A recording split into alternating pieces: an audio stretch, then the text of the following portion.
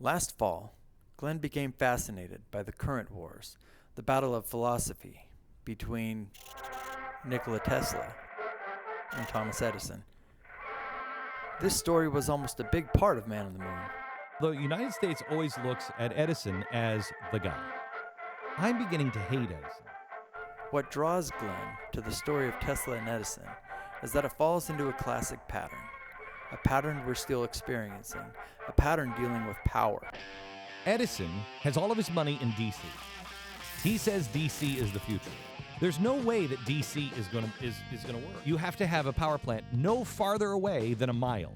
So every mile there would have to be a power plant. Can you imagine that today? Completely unworkable. Tesla has just come up with this alternating current that actually works. Westinghouse says, I'm going to build those, and I'm going to start building power plants.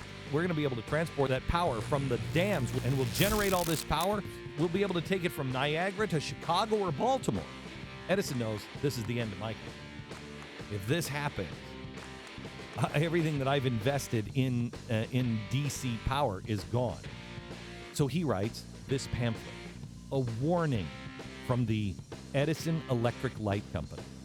So Edison goes to war against AC power, making anyone who uses it look evil. First he says, Westinghouse, he's just greedy. Argument number 2, anything that Westinghouse has, he stole. If you go on this direction and you have this much power and you run them on the power lines, I'm telling you, it'll be death and destruction. Your children will die all across the country.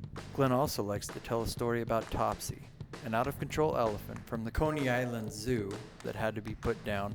So Edison suggested they use Tesla's AC energy to kill Topsy. They did. And Edison used the images in a public campaign against AC power. He would stop at nothing to defame Tesla's superior technology and keep it from the people. It had everything to do with power. Understand that you may not be talking about electricity, but what you are talking about is power.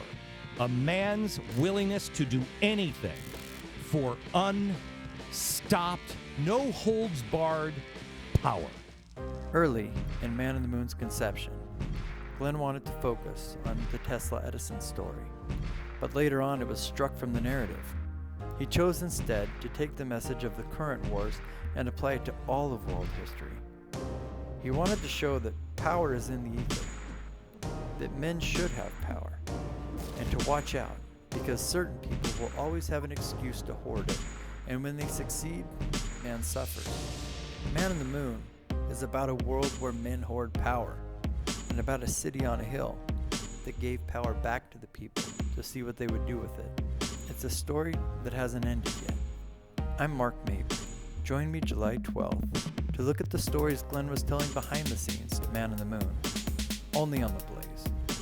Think of this in terms of power. This is an argument about power.